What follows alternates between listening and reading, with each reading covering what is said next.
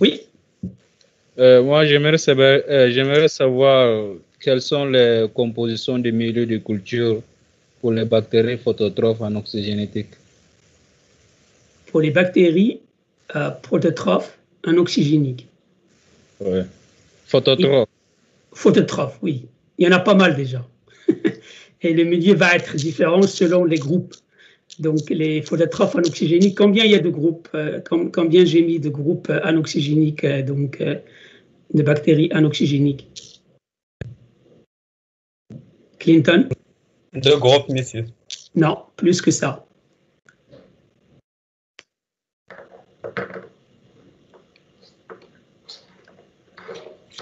Alors, vous avez bien révisé?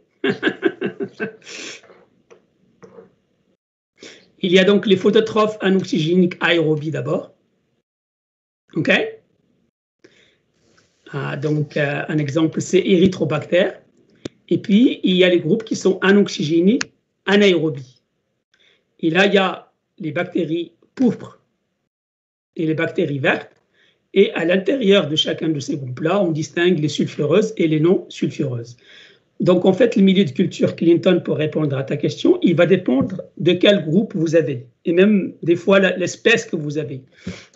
Parce que donc, ces groupes-là, ce ne sont pas des groupes systématiques, c'est-à-dire que ce ne sont pas des groupes qui sont bien définis. C'est des groupes qu'on a groupés ensemble parce que donc ils présentent un certain nombre de caractéristiques communes. D'accord? Donc, le milieu de culture, par exemple, Clinton, qu'est-ce qu'il faut pour un photosynthétique? Qu'est-ce qu'il faut mettre dans le milieu pour la croissance d'un photosynthétique? Je pense source d'énergie. Laquelle va être? CO2.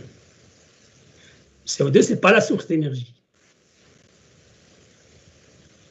La source d'énergie chez les phototrophes, c'est La lumière. La lumière. La lumière. Oui, une joie. La lumière. D'accord? Donc, la lumière. Bon, donc, quand je dis par exemple phototrophe, il faut que le milieu soit exposé. Quelqu'un doit fermer son micro parce que sinon il y a de l'écho. Donc, le photosynthétique, il faut que le milieu soit exposé à la lumière. Donc, la première question qu'on se pose effectivement, c'est d'abord la source d'énergie. Mais avant la source d'énergie qui peut être variable, il y a dans la composition du milieu de culture des éléments qui sont pratiquement semblables pour l'ensemble des micro-organismes. Lesquels? Quels sont les éléments nutritifs? Les éléments traces. Les éléments traces, effectivement, les éléments traces et les sels minéraux. Ces deux-là, et de l'eau, bien sûr. Ces trois composants sont pratiquement les mêmes. Il y a quelques petites différences. Donc, la question de Clinton, si je vais la rendre très compliquée, il y a certains groupes qui, en fait, nécessitent certains éléments traces plus que d'autres, etc. Mais ça, c'est vraiment en dehors du scope donc, de ce cours. Mais en gros, donc, il faut les éléments traces, enfin, les oligo-éléments, pour être plus clair, et il faut les sels minéraux, il faut de l'eau. Et puis après vient la source de carbone, la source d'énergie, pardon, donc la source d'énergie. Si elle est la lumière, là, donc, elle peut être soit la lumière, soit une réaction chimique. Si c'est de la lumière, là, on va commencer à regarder la source de carbone. Et même, donc, par rapport à ce que vous avez certainement vu auparavant, ce que vous croyez par exemple que les photosynthétiques sont tous des... Est-ce que tous les photosynthétiques sont des autotrophes? Allô? Non, monsieur. Non. Non. Non. Il y a des autotrophes et il y a des hétérotrophes. Parce que donc, pas comme les plantes. Les plantes, généralement, donc, ils sont tous autotrophes. Ils fixent le CO2. Mais les bactéries, elles peuvent utiliser la lumière, mais ils peuvent aussi utiliser une source de carbone qui est organique. Donc, ils peuvent être hétérotrophes.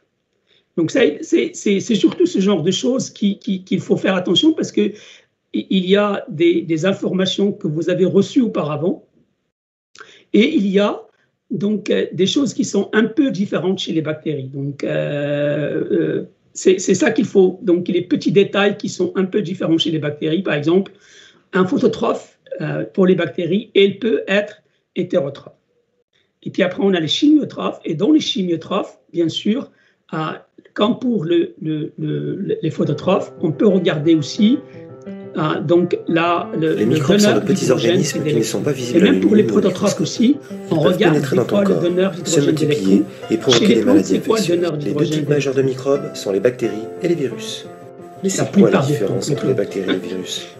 C'est Christian Gottfried qui, en 1828, propose le terme de bactérie. Mais les bactéries, dérive d'un mot grec qui signifie bataner. Elles peuvent avoir le virus de la fièvre jaune est le premier virus pathogène. Qui ne sont pas donc l'eau.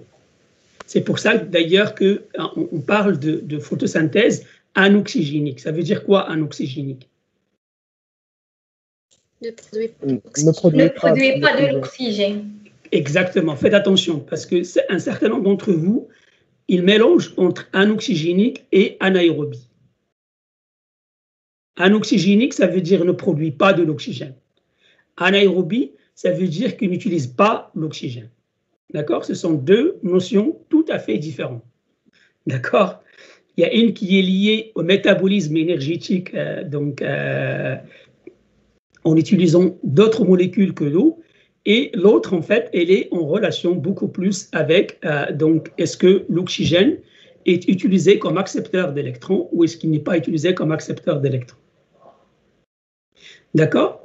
Et si je reviens à la question qui a été posée au début, donc là, ce que je viens de développer, il faut faire attention à tous ces petits détails. Quand vous faites un milieu de culture, vous regardez un peu tous ces petits détails. Vous regardez la source d'énergie, la source de carbone. Bon, on a dit que donc les oligoéléments et les sels minéraux, plus ou moins la même chose. Hein. Et des fois, pour les éléments traces, les oligoéléments, si vous prenez une eau qui n'est pas qui n'a pas été vraiment distillée plusieurs fois, la plupart des oligoéléments vont être dans l'eau. Si vous prenez par exemple une eau d'un puits, elle va contenir beaucoup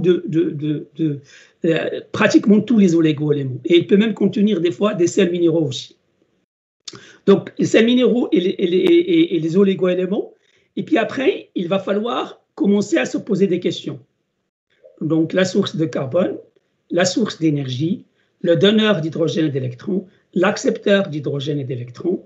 Est-ce que j'ai besoin d'une seule molécule organique ou est-ce que j'ai besoin de plusieurs molécules organiques? Comment on appelle les micro-organismes qui utilisent plusieurs sources, qui exigent plusieurs sources de carbone organique? Houda. Houda. Des oxotrophes. Des oxotrophes. Et les autres sont des prototrophes. Des prototrophes. Les prototrophes, alors faites attention parce que certains d'entre vous là aussi ont des problèmes. Donc, prototrophe, ça veut dire que c'est un hétérotrophe. Ça veut dire qu'en fait, il utilise la matière organique. D'accord? Il n'utilise pas la matière minérale. Un prototrophe utilise la matière organique. Mais il a besoin d'une seule molécule. Il n'a pas besoin de plusieurs. Alors que les oxotrophes, ils ont un besoin de plusieurs. Et l'exemple que je vais donner, qui est l'exemple qui est donné par la majorité des gens qui enseignent ce genre de cours, ce sont les bactéries lactiques. Les bactéries du lait, le lait est un aliment qui est très complexe et certaines bactéries qui se développent dedans, en fait, ils se développent très bien parce qu'ils trouvent tout ce qu'il leur faut dans ce milieu-là. Les bactéries lactiques, pas toutes, mais en grande majorité, ce sont des oxotrophes. Donc, ils ont besoin non pas d'une seule molécule, mais des fois, ils ont besoin de 4 ou 5 molécules différentes pour pouvoir faire la croissance. Ils sont un peu comme nous. Nous, on est des oxotrophes parce qu'on a besoin de plusieurs produits pour pouvoir donc survivre. On ne peut pas survivre simplement sur un sucre. Vous ne pouvez pas vivre avec le sucre simplement. Vous ne pouvez pas vivre avec les lipides simplement. D'accord? Il faudra donc pour nous par exemple, il faudra un certain nombre d'acides aminés particuliers, il faut aussi des vitamines, il faut donc un certain nombre de cofacteurs aussi pour donc les enzymes, etc. Les bactéries oxotrophes, ils sont un peu comme ça aussi. Donc, ils sont hétérotrophes et ils ont besoin de plusieurs, en tout cas plus d'une molécule. Alors que ceux qui n'ont besoin que d'une molécule, on les appelle des prototrophes. Et je vous ai donné un exemple donc, de prototrophe, peut-être le plus simple que vous pouvez comprendre, que vous connaissez, c'est la levure. La levure boulangère est un organisme qui est prototrophe. Donc, en fait, vous lui donnez simplement du glucose et il va pouvoir faire la synthèse de toute la matière organique dont il a besoin. OK? Voilà donc une petite révision sur comment est-ce qu'on fait un milieu de culture. Et pour comprendre comment on fait un milieu de culture, c'est pour ça que donc, j'ai traité la partie milieu de culture après la nutrition et après le métabolisme. C'est important de connaître le métabolisme et de connaître les bases de la nutrition avant de définir un milieu de culture. D'accord? Est-ce que vous avez d'autres questions?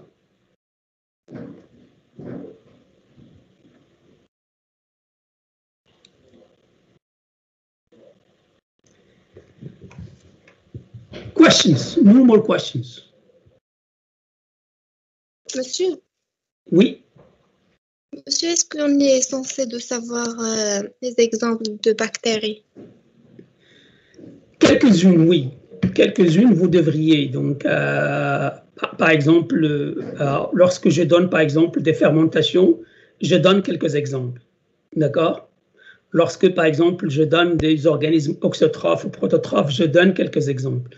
Bon, pas dans le détail, mais quand même, je pense que donc, quand je donne des exemples pour illustrer une notion, généralement, il faut connaître un peu ça.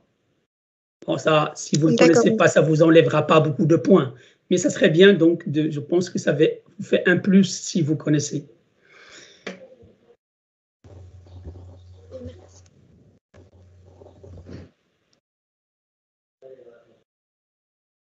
D'autres questions? Monsieur, je n'ai pas compris la différence entre la transduction généralisée et la transduction spécialisée. D'accord. On va déjà commencer par la transduction généralisée. Qu'est-ce que vous connaissez sur la transduction généralisée? C'est quoi la transduction généralisée? Leïla.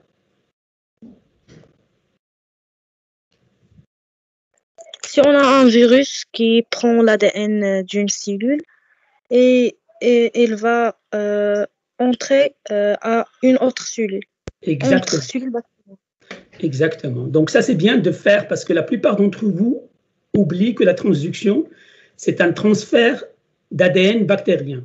On ne parle pas de transfert d'ADN viral. D'accord?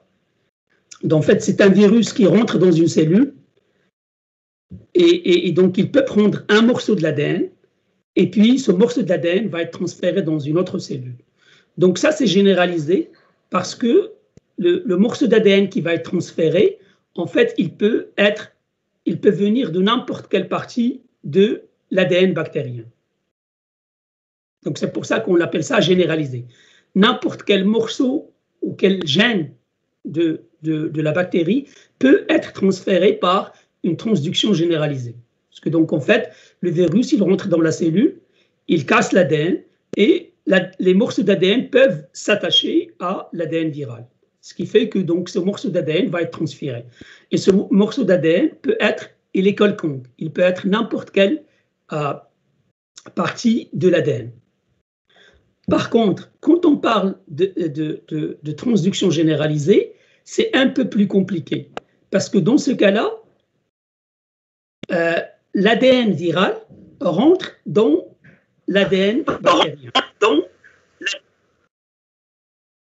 Il rentre dans l'ADN bactérien. D'accord?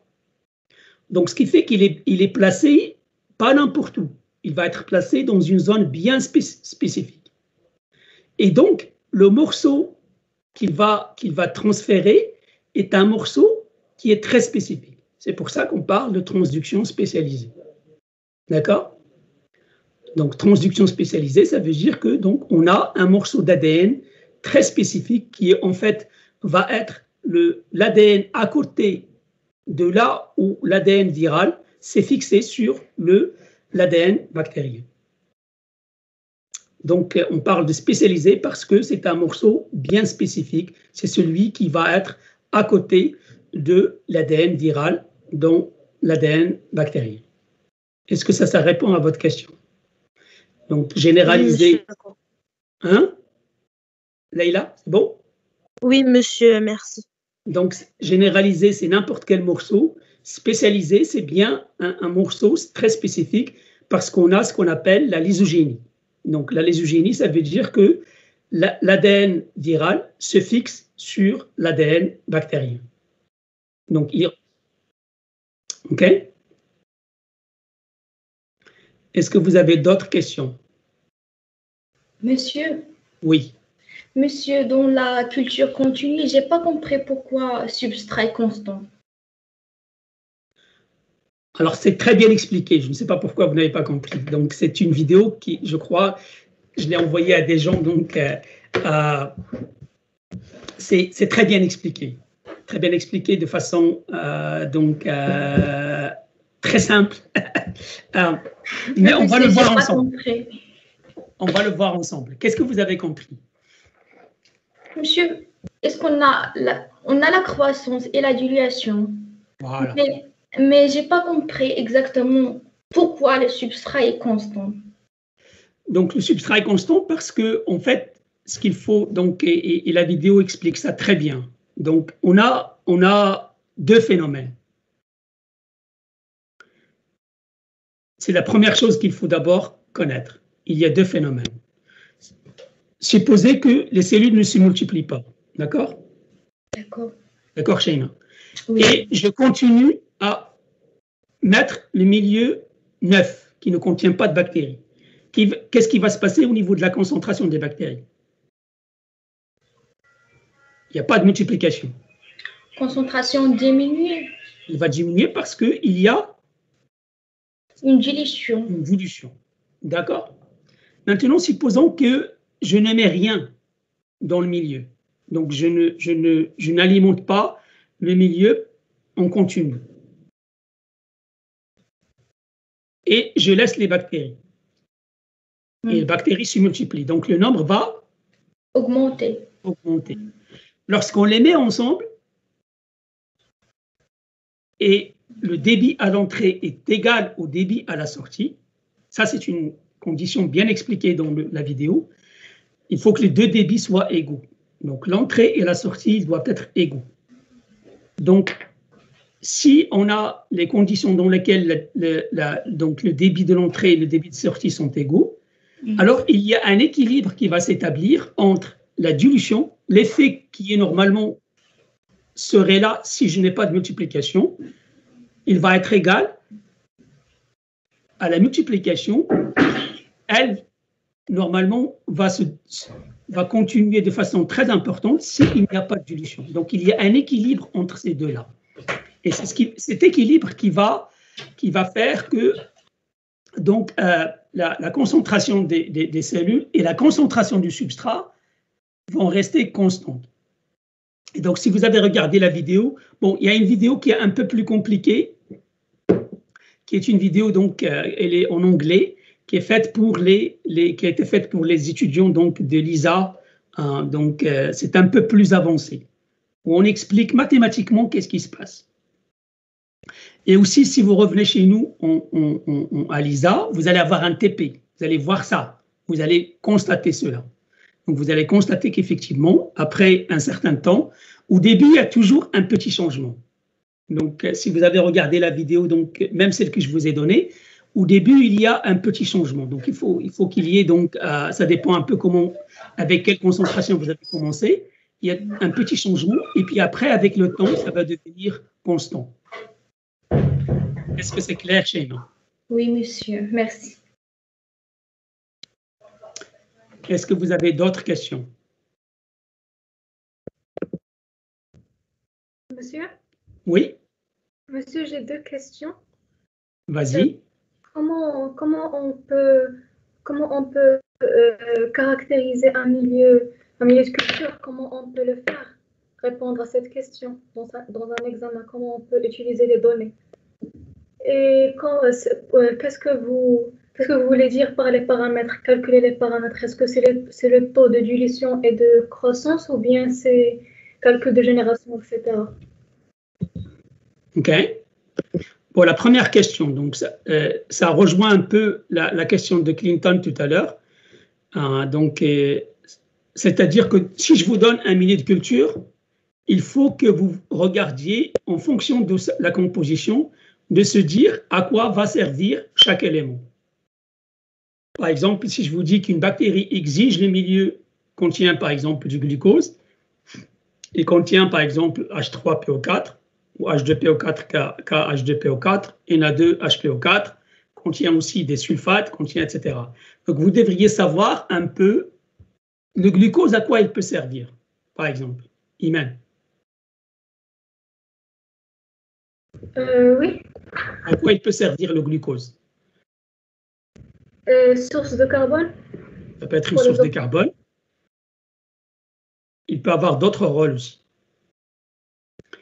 Généralement, donc, une source d'énergie et aussi un donneur d'hydrogène et d'électrons. D'accord? Pour les chimio-organotrophes, par exemple, le glucose, il va jouer tous ces rôles-là. Surtout si c'est un prototrophe, par exemple. Il peut faire toutes les synthèses que vous voulez à partir simplement du glucose. Il faut aussi les autres éléments, les oligo-éléments, les sels minéraux, etc. D'accord? Donc, si je vous donne un milieu de culture, il faut le voir comme ça. Si, par exemple, je vous dis que ce milieu, il est exposé à la lumière pour avoir la croissance et qu'en absence de lumière, il n'y a pas de croissance. Donc, ça veut dire que je suis en train de faire la culture d'un phototrophe. Exactement. Donc, s'il faut la lumière, ça veut dire que la lumière, il va servir essentiellement comme source d'énergie. OK? Alors, la deuxième question, donc les paramètres de la croissance sont le taux de croissance, le temps de génération qui sont généralement liés. Donc, il y a une formule qui va permettre de lier ça. Il y a aussi donc la quantité maximale de cellules, c'est-à-dire le nombre de cellules à la phase stationnaire. Il y a aussi le temps de latence. D'accord? Donc, ce sont les 4 qu'on a vus cette année avec vous. Il y a quelques-uns que vous allez voir avec nous si vous n'allez jamais vous revenez. Mais ces 4-là sont, donc je répète, le temps de latence, c'est important. Le taux de croissance, généralement le taux de croissance et le temps de génération ils sont liés. Et le nombre de cellules au niveau de la phase stationnaire. C'est un peu le nombre de cellules maximales qu'on peut avoir sur le milieu de culture. D'accord? Donc ça, ce sont les paramètres de la croissance qu'il faut connaître et il faut aussi savoir comment est-ce qu'on peut les calculer. C'est clair, Iman? Oui, merci. Monsieur? Oui, Mohamed Ait Hassan. Concernant les exemples des bactéries dans les facteurs de croissance, est-ce qu'il est obligé de capter les noms des bactéries? Pour les facteurs de croissance, je ne crois pas que je vous ai donné quand même en fonction des facteurs de croissance. Je ne vous ai pas donné des noms. Je ne crois pas. Non, je ne pense pas. Mais par contre, je vous ai dit que donc en fait pour connaître par exemple des bactéries qui sont très exigeantes, c'est par exemple les bactéries lactiques. Et donc je vous ai donné 2 exemples, Lactobacillus bulgaricus qu'on trouve dans le yaourt et Streptococcus thermophilus qu'on trouve aussi dans le yaourt. Donc ça, il faut quand même connaître ces 2-là avec la levure, avec quelques bactéries, donc le Propionibacterium par exemple qui fait la fermentation donc des propionibactéries, la levure qui fait la fermentation alcoolique, donc ça c'est Escherichia coli qui fait donc la fermentation des acides mixtes. Donc tout ça c'est des exemples que je vous ai donnés et ça vous servira si vous connaissez un peu les noms. Mais autre chose. Et les réactions, monsieur? Les réactions, il faut savoir, donc si je vous dis par exemple que j'ai mis H2S et que donc ça permet par exemple, donc c'est oxydé, en sulfate, vous devriez compléter la réaction. Donc, c'est H2S qui va vous donner le sulfate. Il faut donc que vous avez ça traité dans le cours, mais normalement, vous devriez, même si je ne l'ai pas traité, vous avez fait assez de chimie en première année pour pouvoir donc compléter la réaction. Mais normalement, donc, ce que je vous poserai, c'est les réactions que vous avez dans le cours. Donc, quelles sont les réactions qu'on a vues dans le cours avec la scène? Concernant la fermentation, on a ces réactions. Lesquelles? On a lactique, hétérolactique, alcoolique, propionique et acide mixte et butanol. C'est ça? Et butanol, voilà. Très bien. Vous les avez tous les 6. Ça, c'est bien. Bien révisé, ça. Alors, pour les chimiolithotrophes, j'ai donné quelques réactions. J'ai donné quelques groupes de bactéries pour les chimiolithotrophes. Ça peut être quelqu'un d'autre qu'avec la scène pour répondre. Pour les chimiolithotrophes ou les chimio-organotrophes? Les chimiolithotrophes. Pour les chimiolithotrophes, on a deux réactions, H2S plus 1,2-MeO2, dont S plus H2O, et S plus 3,1,2-MeO2 plus H2O, dont SO4 2- plus 2H+. Houda, tu voulais réagir? Est-ce que c'est le seul qu'on a vu? Houda? On a des réactions d'oxydation des H2, des soufres, des produits soufrés, des produits... Vous voyez les doucement, doucement, Houda. Donc, il y a d'abord l'oxydation de l'hydrogène. D'accord? Qu'est-ce qu'il y a d'autre, Houda? On a des produits soufrés, par exemple H2S. Attention, ça peut être aussi le soufre. Donc, on a donné H2S, mais ça peut être aussi le soufre. Donc, ça peut être S simplement. Donc, l'essentiel ici, c'est de partir d'une molécule qui est réduite et produire une molécule qui est oxydée. À part le soufre. Donc, qu'est-ce qu'on a vu aussi? On a aussi de l'azote. De l'azote. Donc, on a vu aussi les bactéries, de l'azote. Ça, c'est important. Ces trois groupes-là sont très importants pour la base. Donc, c'est le minimum qu'on peut demander à quelqu'un qui sort une deuxième année de biologie. Oui, Sheima. Monsieur, et le fer, l'oxydation de fer? Oui, ça c'est donc ce qu'on a fait donc après l'oxydation donc du fer. C'est bien de la connaître. Donc, mais sinon les trois vraiment sont les plus importants. L'hydrogène, H2S et l'azote. Et on a vu aussi bien sûr l'oxydation du fer. Monsieur, est-ce qu'on est obligé de mémoriser les noms des bactéries dans ces trois réactions? Par exemple, dans l'oxydation. Non, nitrobactères, nitrosomonas, non. Oui. Je vous donnerai ça, non. Non, c'est trop compliqué pour vous pour l'instant. Mais vous allez revoir si vous faites les plantes, vous allez revoir ça parce que donc, ce sont des bactéries qui sont très importantes dans le sol. Oui, quelqu'un d'autre voulait poser une question. Allez-y. Monsieur, on a juste 5 types de fermentation. On a homolactique, hétérolactique, c'est bon? On a l'alcool. Vous n'avez pas compté homolactique, hétérolactique peut-être, c'est ça? Fermentation lactique, hétérolactique. Il y a l'hétérolactique et homolactique. Alcoolique. Acide mixte. Acide mixte et il y a une autre. C'est le butanol. C'est le butanol. Voilà. D'accord. Oui, butanol. C'est une réaction qui est très importante parce qu'elle permet de produire des solvants. C'est une réaction qui est utilisée aujourd'hui en industrie pour faire un certain nombre de solvants. OK? D'accord. Très bien. D'accord, merci. Je vous en prie. Mais si vous connaissez déjà 5 sur 6, c'est très bien. Donc, si vous connaissez les SUS, c'est encore mieux. Est-ce que vous avez d'autres questions? Monsieur? Oui, avec la scène. Je n'ai pas compris l'exemple qu'on a dans le cours de mutation. Lequel? De criblage. Ou le criblage. Alors, le criblage, donc, il y a la sélection, vous l'avez compris, c'est très simple. la sélection, donc, je veux savoir si, par exemple, il y a une bactérie qui est résistante à un antibiotique. Je peux faire, donc, je mets un milieu avec l'antibiotique. Donc, ce qui va pousser, c'est une bactérie qui est résistante. Donc, ça, c'est la sélection. Maintenant, le criblage, parce que donc, le criblage, il est très souvent utilisé pour, par exemple, isoler des auxotrophes. D'accord? Donc, vous ne pouvez pas connaître l'auxotrophe. D'accord?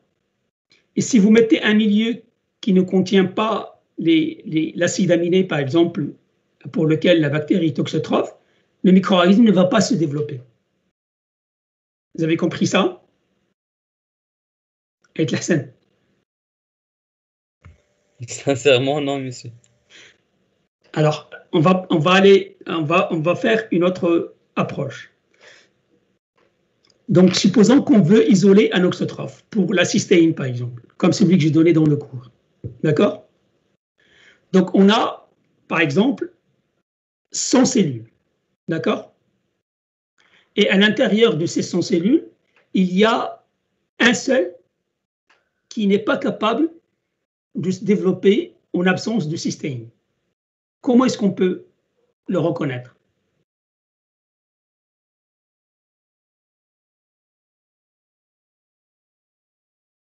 Avec la scène ou quelqu'un d'autre? Quelqu'un d'autre peut répondre.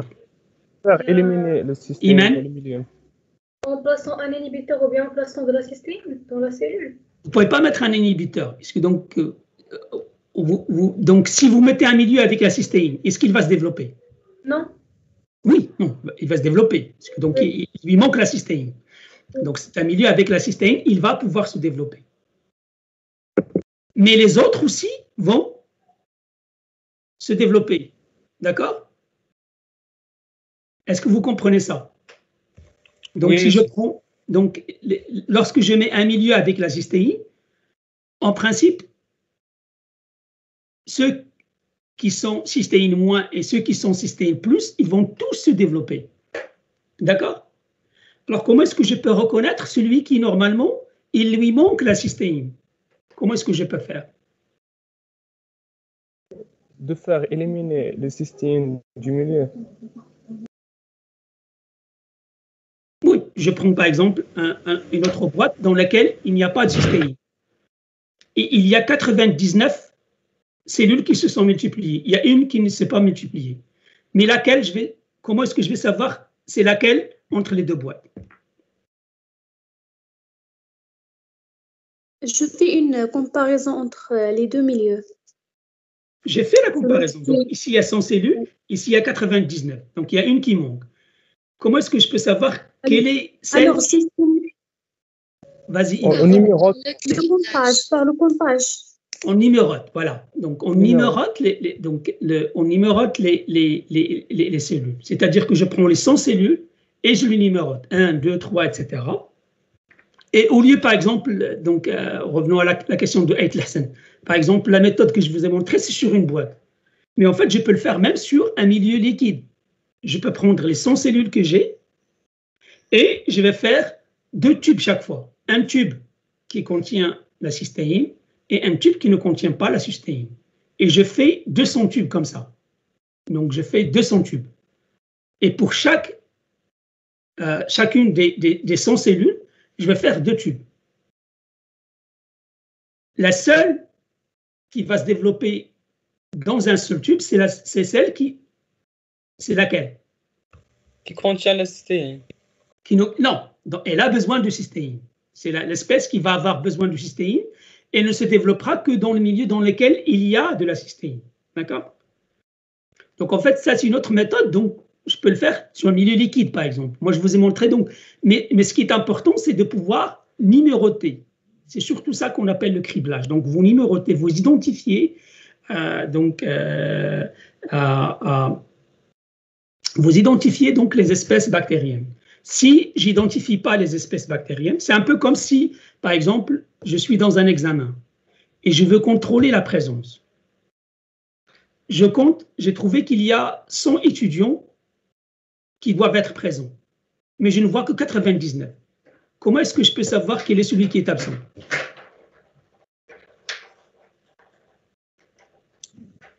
Par son numéro. Le nom. Donc, dans ce cas-là, pour les bactéries, on n'a pas le nom, mais par contre, on a un numéro qui est donc un numéro pour chacune des espèces. Est-ce que c'est clair? Est-ce que c'est clair pour vous? Donc, j'attends. Oui, monsieur. Avec l'Arsène, c'est clair? Oui. Donc, on fait un numéro.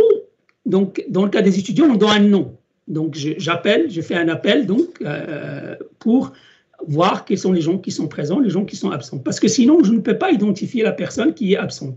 Et c'est un peu le même modèle qu'on utilise pour le criblage.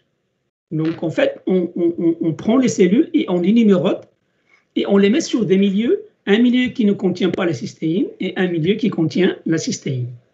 Et donc, en comparant les deux, je peux arriver à dire « Ah, c'est celui-là qui est cystéine moins ».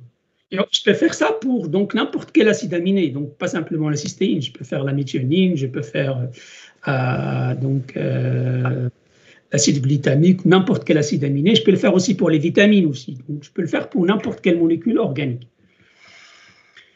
Est-ce que c'est clair cette histoire de criblage? Elle est assez difficile, même quand je l'explique directement, elle est assez difficile. J'espère que maintenant elle est claire, surtout avec l'exemple d'absent et de présent. Donc, ça vous permet de voir un peu comment est-ce qu'on identifie un petit peu les auxotrophes. Est-ce que vous avez d'autres questions? Monsieur, je ne suis pas compris l'attaque virale dans les cellules animales et aussi la dénombrement, aussi dans les cellules animales. Alors, donc, les cellules animales, c'est un peu particulier. Donc, c'est un peu particulier.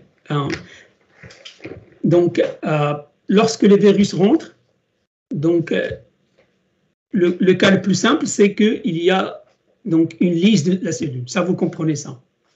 D'accord, Leïla? Ça, vous le comprenez? Ah oui. Donc, ça, c'est la lise. Maintenant, donc, on peut avoir la lysogénie.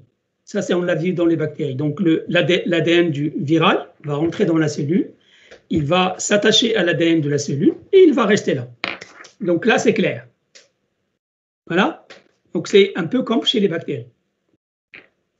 Alors, chez les cellules animales, il y a un autre cas où, en fait, le virus ne fait pas éclater la cellule, mais il se multiplie lentement et il va libérer les virus lentement. Donc, c'est ce qu'on appelle une libération qui est lente. D'accord? Et le quatrième cas, c'est un cas où, en fait, le virus va affecter la cellule, elle va la rendre une cellule cancéreuse, il va la rendre tumorale. Est-ce que vous savez ce que c'est qu'une cellule cancéreuse? C'est quoi le problème avec les cellules cancéreuses? Alors, aléatoires ne sont pas contrôlés par l'organisme. Oui, c'est ça. En fait,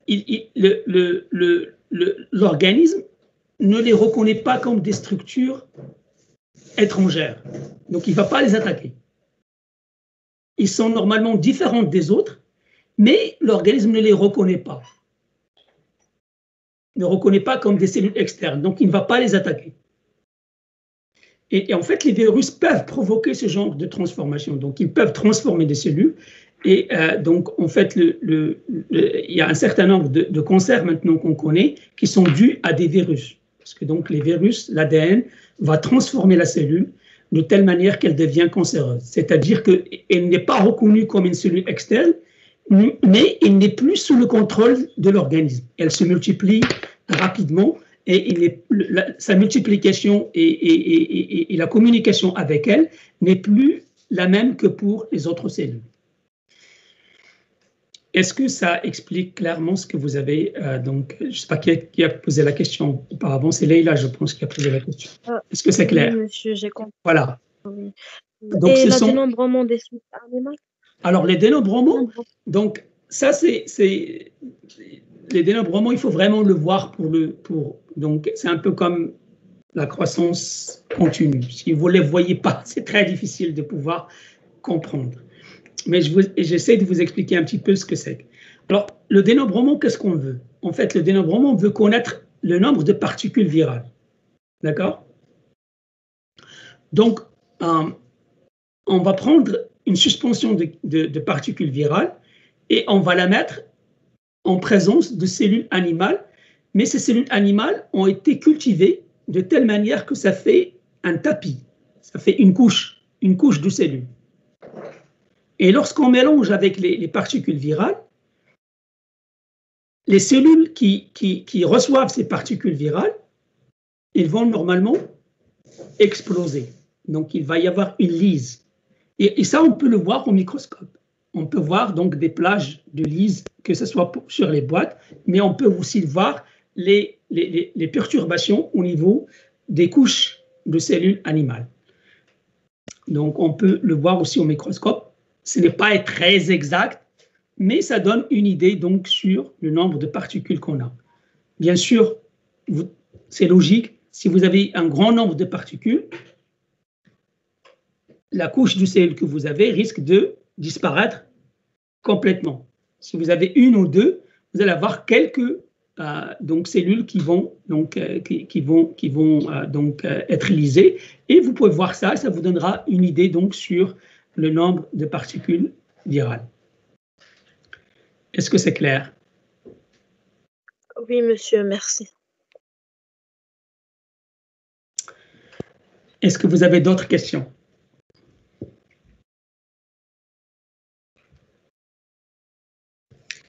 Monsieur? Houda. Par rapport à la toxicité de l'oxygène pour certaines bactéries dans l'effet d'oxygène pour la croissance. Ouais. J'ai pas bien saisir les deux systèmes qu'on a. Donc, d'abord, ce qu'il faut connaître, c'est pour qu'on fonctionne avec l'oxygène, si il est utilisé comme accepteur d'hydrogène et d'électrons, c'est en fait, on va avoir la synthèse à la fin de l'eau. Mais avant de faire la synthèse de l'eau, généralement, l'oxygène va recevoir des électrons. Il va être transformé en O2-. Et O2-, qui est le superoxyde, il est toxique. D'accord? D'accord. Et une fois qu'on transforme ce superoxyde, des fois, on le transforme, par exemple, en H2O2, qui est donc l'eau oxygénée, ou le peroxyde d'hydrogène. Là aussi, c'est toxique. Donc, on a besoin, en fait, de deux systèmes. D'abord, une superoxyde du smutase, ou l'équivalent d'une superoxyde du smutase, qui peut s'occuper du superoxyde, qui est O2-, et puis une autre qui va s'occuper du peroxyde d'hydrogène, donc H2O2. Donc, on a besoin de, comment on appelle ces enzymes? Catalase. Réductase. Non. Peroxydase. Hein? Peroxydase ou catalase, on a deux. Les peroxydases, pas la catalase, donc, donc on a les deux. Donc, soit la catalase, donc, qui permet donc de... et ça, donc, c'est une réaction, je pense que vous allez la voir en microbiologie l'année prochaine, si vous restez avec nous. Ils vont vous donner donc la catalase, c'est très simple. Je peux vous apporter de l'eau oxygénée et frotter une colonie de bactéries qui est catalase plus, et vous allez voir qu'en fait, il y a des bulles qui vont se dégager, c'est l'oxygène qui se dégage. D'accord? Donc, c'est important d'avoir deux enzymes.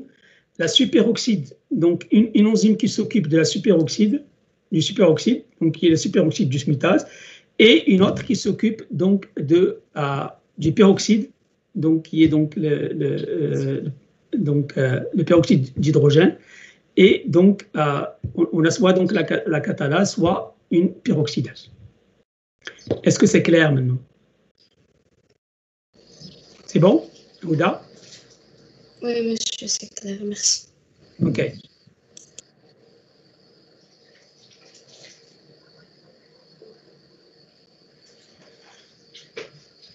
Oumaima, tu avais une question, tu as fait un commentaire?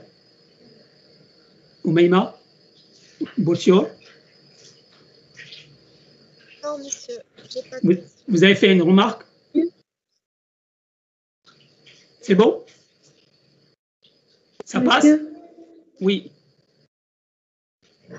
Monsieur, pour le principe de la réversion, comme un agent mutagène, j'ai pas bien compris ce principe. Vous mélangez deux choses. La réversion, c'est quoi la réversion? Bouchra? C'est quoi la réversion? C'est le retour à la structure initiale par une mutation spontanée. Oui, donc en fait, une mutation peut provoquer un changement, et si on a une autre mutation, il peut redonner ce qu'on avait auparavant. On appelle ça une réversion. Et on en parle parce que ça arrive très souvent. Il y a pas mal de mutations qui ont des réversions, donc, et en fait, ça revient à ce qui était initial. Maintenant, les facteurs qui augmentent les mutations, ça, c'est autre chose. Donc, et ça peut être pour n'importe quel type de mutation. D'accord? Les ultraviolets, par exemple, les rayons gamma, certains produits chimiques, etc. Donc, tout cela, ce sont des facteurs qui peuvent augmenter les mutations. Donc, on appelle ça des agents mutagènes. D'accord? Donc, ce sont deux notions différentes. Est-ce que c'est clair, Bouchra? Okay. Oui, monsieur, merci. Est-ce que vous avez d'autres questions? Monsieur, la transcription réverse au niveau de la classe 7 des virus. 6, pas 7. Ou 7? 7, monsieur. 7, d'accord. Virus à ADN. D'accord. Donc, en fait, ils ont de l'ADN, donc ils ne sont pas de l'ARN, ils ne sont pas comme le groupe 6, mais en fait, leur ADN est incomplet, il est tronqué. Et ils sont obligés de passer par d'abord la synthèse de l'ARN, qui va permettre de faire la synthèse de la partie qui manque, avant de faire la synthèse de l'ADN. Et une fois que l'ADN est fait, en fait, il est tronqué avant d'arriver au virus finalement. Un peu compliqué, mais donc ce sont un groupe qui a un ADN. Vous savez ce que c'est que tronqué? Ça veut dire qu'il y a une partie qui manque. D'accord? Et donc il fait d'abord de la transcription réverse, c'est-à-dire qu'il fait d'abord la synthèse de l'ARN. Une fois qu'il a l'ARN, il peut faire la synthèse de l'ADN. Donc, il va se multiplier, etc. Mais avant de former donc, la particule virale, là, l'ADN va perdre une partie. Et donc, ce qui fait que l'ADN dans le virus, c'est un ADN qui n'est pas complet. Et donc, pour qu'il y ait multiplication pour ce groupe-là, on fait on a une transcriptase réverse, c'est-à-dire qu'il y a d'abord synthèse de l'ARN avant qu'il y ait synthèse de l'ADN. OK? C'est clair? D'accord, monsieur, merci.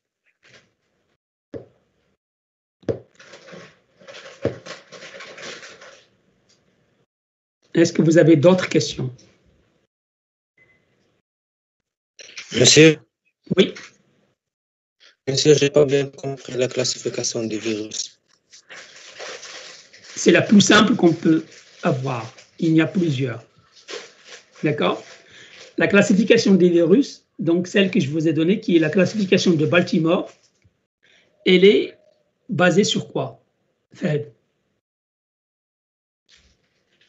Sur la nature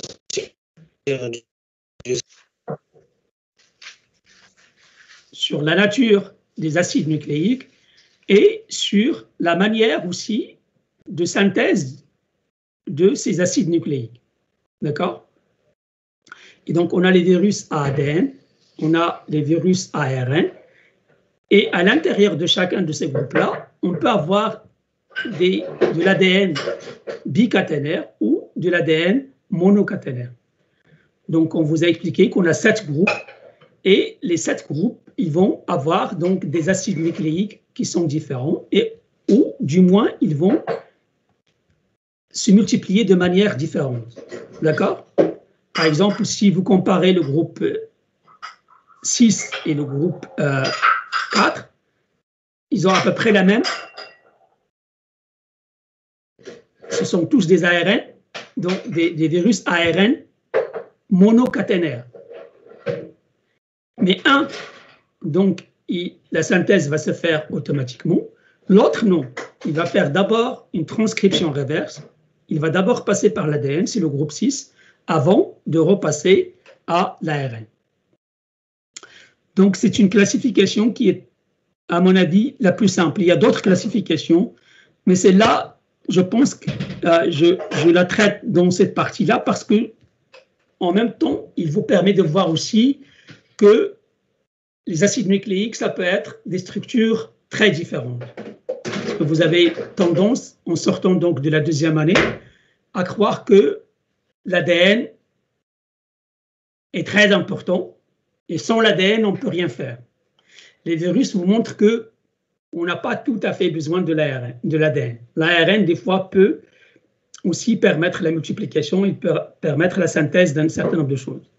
D'accord? Et si vous regardez, par exemple, un virus comme le coronavirus, qui est assez complexe dans sa structure, toute cette structure-là, elle est en fait codée à l'intérieur de l'ARN et non pas de l'ADN.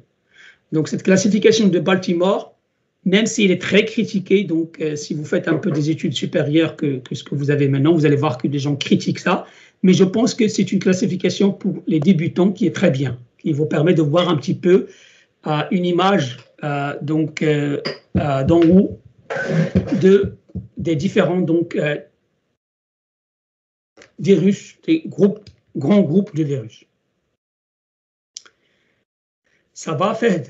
Ça répond à votre question? Merci. Oui? Bon. Est-ce que vous avez d'autres questions? Je vais juste ouvrir la fenêtre. Je commence à avoir chaud. Monsieur.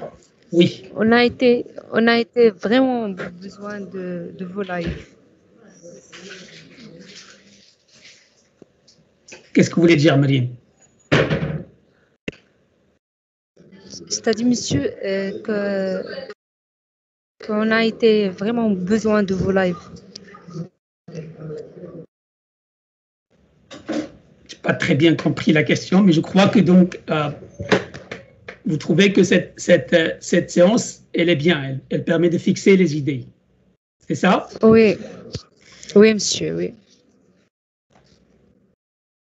Oh, tant mieux. Si ça vous sert à quelque chose, tant mieux. Oui.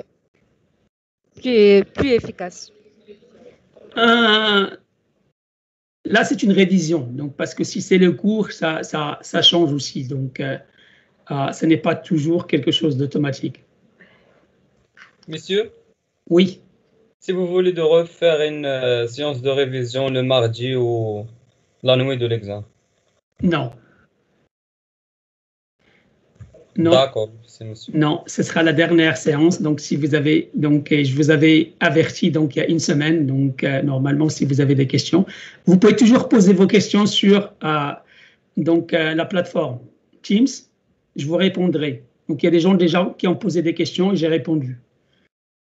Donc, je peux vous répondre si vous avez des questions. Donc, je regarderai ça jusqu'à pratiquement mercredi. Si vous avez des questions, je répondrai à vos questions. Ça vous va? Monsieur? Oui. Monsieur? Est-ce que l'examen peut être un QCM? Ça peut être un QCM, ça peut ne pas être un QCM. Je n'ai pas encore décidé. Monsieur, on veut QCM. Malheureusement, vous ne décidez pas, c'est moi qui décide. Mariam, oui,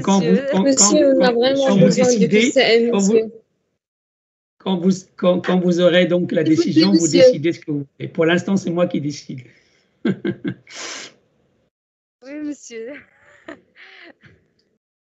Pour l'instant, c'est moi qui décide est-ce que je fais QCM ou pas. Monsieur, Oui. qu'est-ce que ça veut dire un milieu non renouvelé, milieu minimum? Ce sont deux choses différentes. D'accord? Un milieu non renouvelé, on en parle lorsque on a une croissance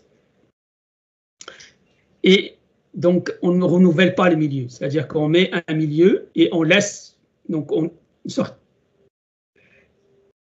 On met les cellules avec un milieu de culture et on ne touche plus. Donc on ne renouvelle pas le milieu. Donc si on ne renouvelle pas le milieu, c'est un peu comme si on vous prend par exemple Clinton et on vous donne un repas par exemple. D'accord? Un repas pendant une semaine. D'accord? Mais on ne va pas vous donner donc d'autres aliments. D'accord? Donc si vous consommez ce repas, ça sera tout ce que vous aurez. D'accord? Est-ce que ça permettra votre croissance? Est-ce que ça ne va pas le permettre? Quel type de croissance vous allez avoir? Ça, c'est ce qui est un peu différent. Alors, un milieu minimum, on en parle lorsqu'on fait la distinction entre les prototrophes et les auxotrophes. Un milieu minimum, c'est un milieu dans lequel il y a une seule source de carbone organique. Le reste, c'est minéral. Il y a les oligo-éléments, il y a au moins les oligo-éléments, les sels minéraux, et puis une seule source de carbone organique. Très souvent, un milieu minimum contient le glucose comme seule source de carbone. OK? C'est clair, Clinton? Oui, c'est clair. Merci.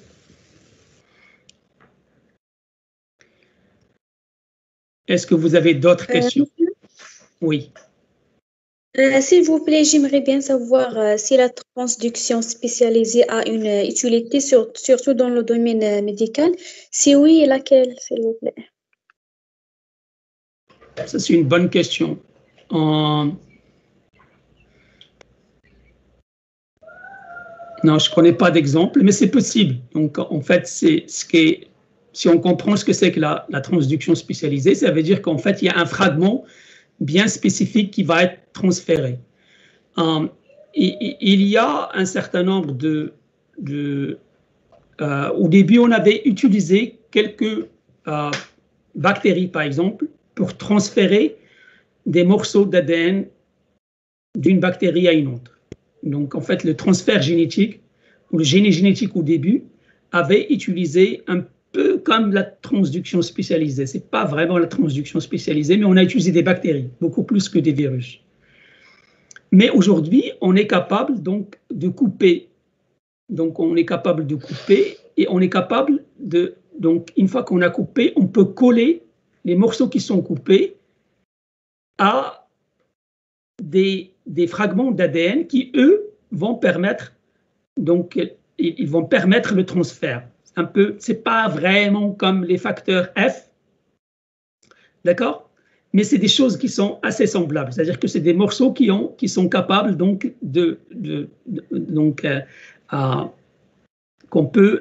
sur lesquels on peut fixer, par exemple, un gène qu'on veut. Si on veut, par exemple, introduire un gène au niveau donc par exemple, chez Escherichia coli, on va introduire un gène, on va couper ce gène et on met un morceau d'ADN qui est en fait, en quelque sorte, le morceau qui va le transporter et qui va permettre sa fixation au niveau de l'ADN. Mais ça, c'est un peu en dehors, en fait, vraiment du cours que vous avez. Vous allez voir le génie génétique l'année prochaine avec, je pense, M. Tadlaoui ou bien M. Mziane, qui vont aller un peu plus de détails, à mon avis, à ce niveau-là. Et je ne crois pas que je me rappelle que c'était quelque chose quand même qui avait lien avec la transduction. Mais l'idée, elle est bonne, donc, parce qu'en fait, quand on regarde la transduction spécialisée, elle peut transférer un morceau bien spécifique. Mais je ne crois pas que j'ai vu un exemple. Je peux me tromper, je regarderai peut-être si vous êtes intéressé, je vous dirai la réponse après. Je n'ai pas regardé ça vraiment en détail. Ah, d'accord, merci. OK. C'est une bonne question, Iman. Merci, monsieur. Je vous... Monsieur? Oui. J'ai pas bien compris la transduction généralisée. Je n'ai pas très bien compris la transduction généralisée. Qu'est-ce que vous n'avez pas compris dans la transduction généralisée? Choroq. Vous n'étiez pas là lorsque j'ai expliqué ça au début, parce que j'avais déjà expliqué ça. Donc là, la transduction généralisée, elle est très simple.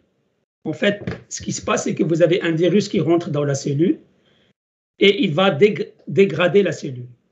Et cette dégradation, elle peut aussi aboutir à la dégradation de l'ADN. Donc en fait, l'ADN de la cellule, le chromosome, ou bien les plasmides qu'il y a dans la cellule, vont être coupés en petits morceaux. Et un de ces petits morceaux peut se lier avec l'ADN viral. Et lorsque le virus va fabriquer sa particule virale, il va transporter avec lui ou avec elle, ça dépend de ce que vous considérez qu'un virus c'est féminin ou c'est masculin, donc ce morceau d'ADN, et donc ce qui fait que c'est un morceau d'ADN qui vient d'une cellule bactérienne, et s'il infecte une autre cellule bactérienne, il va transférer, en même temps qu'il transfère son ADN à lui, il transfère avec lui un ADN qui vient d'une autre cellule bactérienne. Est-ce que c'est clair pour toi, Choroq? Donc, on l'appelle généralisée parce qu'elle est quelconque. Parce que, donc, en fait, l'ADN est donc coupé en petits morceaux et n'importe lequel de ces morceaux-là peut être transféré. C'est pour ça qu'on l'appelle ça généralisé. C'est-à-dire que n'importe quel morceau, bon, ce n'est pas vraiment n'importe lequel, mais bon. Mais donc, c'est possible quand même d'avoir plusieurs possibilités, puisque donc, il faut simplement que le morceau que vous avez s'attache sur l'ADN viral.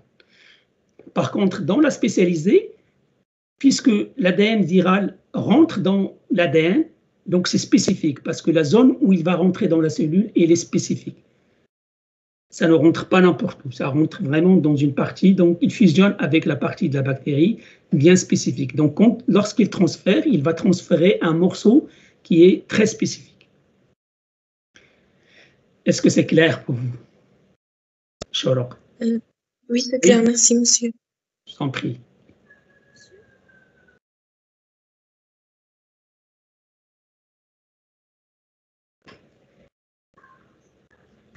Monsieur, est-ce qu'on doit mémoriser les exemples des groupes, par exemple, des phototrophes anoxygéniques anaérobies? Les quoi?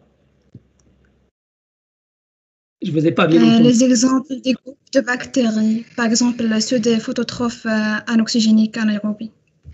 Il faut quand même les connaître. Donc, il faut connaître les bactéries pourpres sulfureuses, les bactéries pourpres non sulfureuses, les bactéries vertes sulfureuses, les bactéries vertes non sulfureuses. Comment on appelle les bactéries pourpres sulfureuses?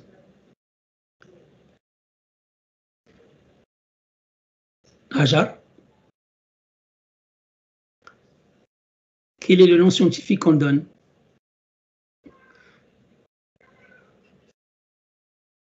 Rhodospirillacées. Les rhodospirillacées. Et puis, à côté des rhodospirillacées, il y a les chromatiacées.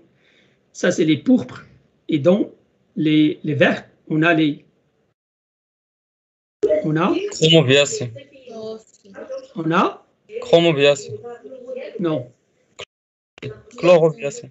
Il y a un chlorobiacé et le chlorophyllacées. Flexacé. Le chloroflexacé.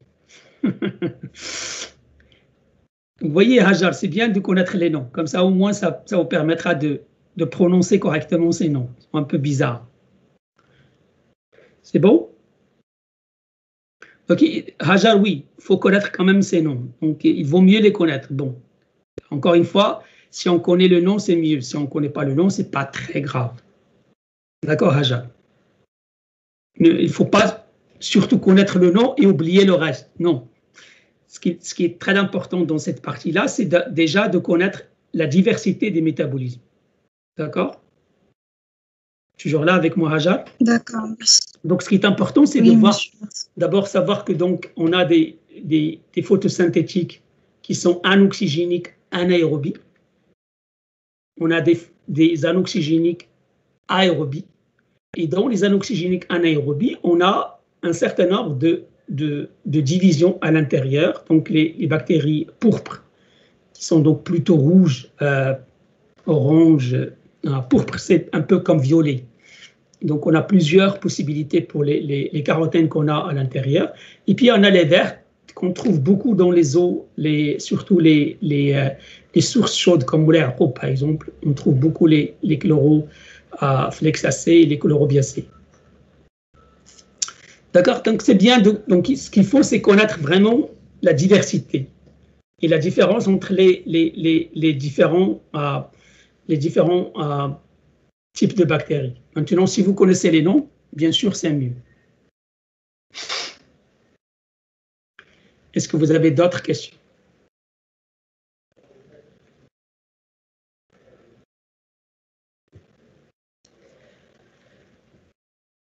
More questions? No more questions.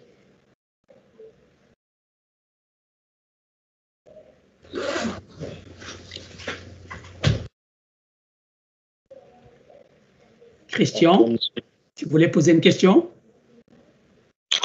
Oui, monsieur. Vas-y. J'aimerais bien savoir la différence qu'il y a entre la conjugaison avec le facteur F+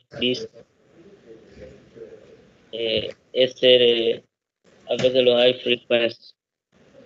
Je t'ai pas très bien entendu, Zachary. Tu peux répéter ta question? La conjugaison avec le facteur F+. Donc, la conjugaison, d'abord, il faut savoir que la conjugaison, c'est quoi? Rania, je ne sais pas pourquoi,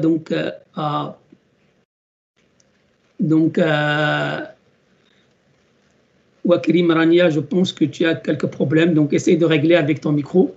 Donc, je reviens à la question de Zachary. Donc, la conjugaison, c'est un transfert qui se fait entre... Zachary, la conjugaison, elle se fait entre quoi et quoi?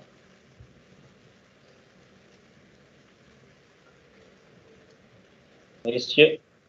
La conjugaison, le transfert d'ADN se fait entre quoi et quoi? Conjugaison avec le facteur...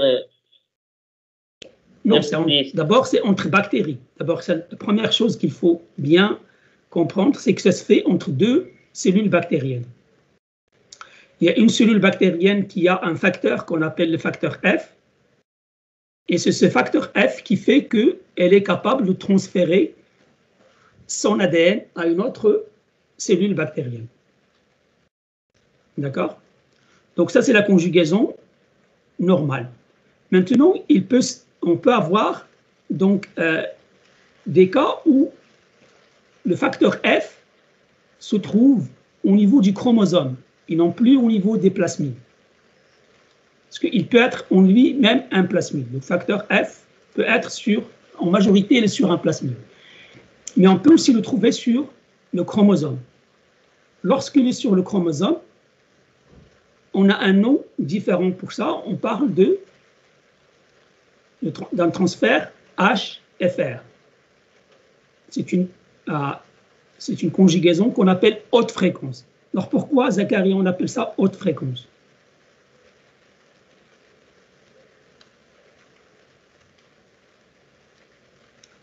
Est-ce que quelqu'un d'autre peut répondre? Pourquoi on appelle ça HFR? Parce qu'il y a transfert de l'ADN. Oui, en fait, c'est une autre fréquence de transfert de gènes du chromosome. On a une plus haute chance d'avoir un transfert de gènes, puisque donc on part d'un chromosome. C'est pour ça qu'on appelle ça un transfert HFR. D'accord? Parce que donc là, le facteur F, il est sur le chromosome. Et donc le transfert des gènes qui va avoir lieu, c'est un transfert de gènes qui va se faire à partir de chromosomes. Ce sont des gènes qui existent non pas sur un plasmide, mais sur le chromosome.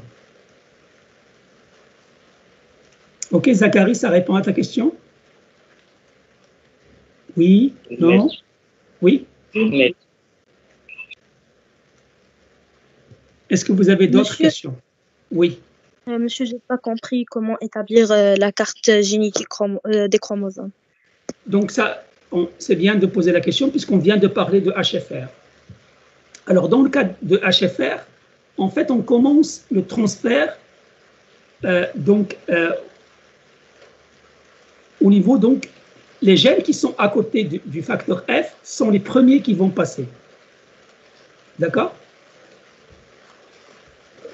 Et en fait, parce que c'est un transfert qui se fait entre deux cellules, hein, donc tant que les deux cellules sont liées, vous allez avoir un transfert. Si les cellules se séparent, le transfert va s'arrêter.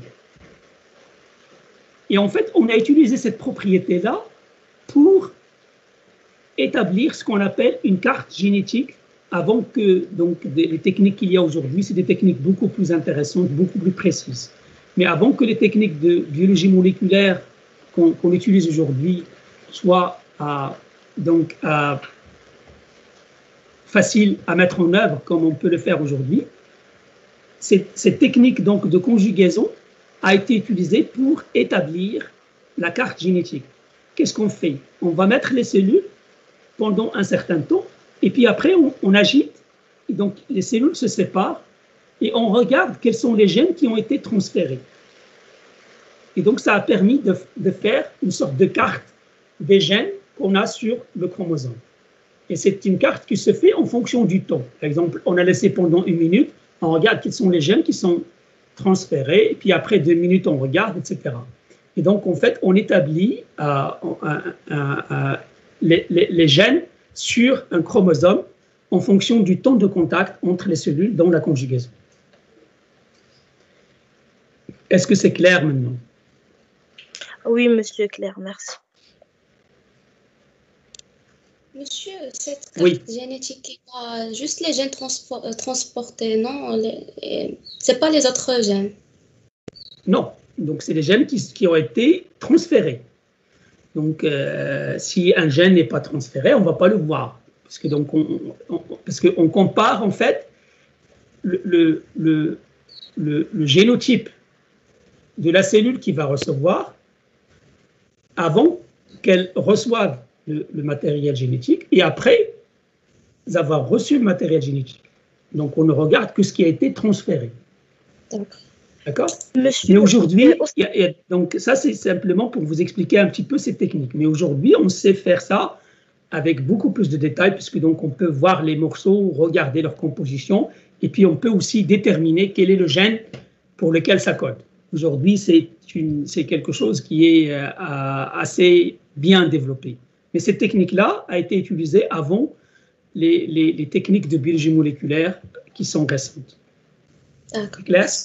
Donc, ce qu'on vous demande ici, c'est de comprendre que donc, le transfert de gènes peut se faire de cette manière-là, et on peut identifier les gènes simplement en regardant ce qui a changé dans la cellule qui a reçu l'ADN. OK? C'est clair? Est-ce que vous avez d'autres questions? Messieurs? Oui. Messieurs, au cours de la conjugaison, est-ce que le facteur F va être transféré ou non? Donc, vous avez vu, donc, on vous a dit donc que pour le plasmide, par exemple, il y a un transfert donc, du facteur F. En fait, une cellule qui était F-, elle va devenir F+, après le transfert. Dans le cas de HFR, non. Donc, dans le cas de HFR, ce n'est pas toujours le cas. Il faut vraiment, et ça c'est très peu probable, parce qu'il faut qu'il y ait passage de tous les éléments qu'il y a sur le chromosome. Et ça, il y a très peu de possibilités. Mais dans le cas d'un transfert d'une cellule F+, la cellule F-, elle va devenir F+, après le transfert. D'accord? Oui, monsieur. Puisque c'est le premier qui est transféré. N'oubliez pas que dans le cas de F+, c'est le premier fragment qui est transféré, c'est le F, c'est le facteur F. Dans le cas de HFR, non, c'est l'autre partie qui commence. Donc après, ça suit le reste, donc le facteur F va suivre. OK? Est-ce que vous avez d'autres questions?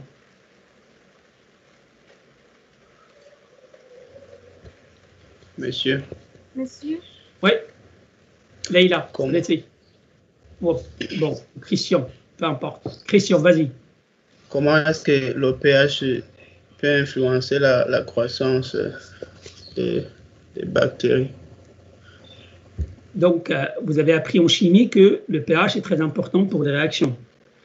Donc, dans la cellule, vous avez plusieurs réactions. Donc, si le pH est différent, bien sûr que les réactions vont changer aussi. Donc, la vitesse va changer et même des fois la possibilité va changer, puisque donc le pH peut déterminer les formes qui existent au niveau de la réaction. D'accord?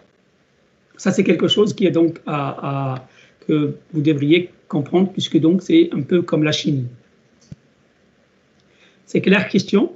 Donc, c'est soit le pH donc, va influencer la vitesse, soit il influence la possibilité, puisque donc ça dépend, parce que si vous avez par exemple si on prend l'acide acétique à pH 8, quelle est la forme qui est dominante? Christian? Si je prends CH3COH à pH 8, c'est quoi la forme qui est dominante? La forme basique. Oui, CH3COH. Par contre, si je prends un pH qui est inférieur au pKa, pKa d'acide acétique, c'est autour de 4,5. Donc, si je regarde par exemple un pH 3, la forme qui va être dominante, c'est CH3CO-. Et en fait, ces deux formes-là peuvent permettre la réaction, ou des fois, ils peuvent ne pas permettre la réaction, puisque donc, on peut avoir donc une des deux formes. Donc, ça influence la vitesse, mais ça peut aussi influencer la possibilité d'avoir la réaction si la réaction, par exemple, exige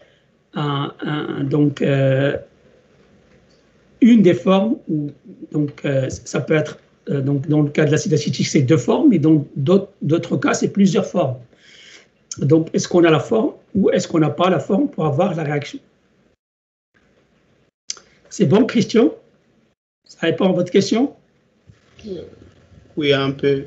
Est-ce que pour faire la classification des bactéries en trois groupes, donc je veux dire les acidophiles, les basophiles et les neutrophiles, ouais, on se base sur le pH du cytoplasme ou bien le pH du milieu extérieur?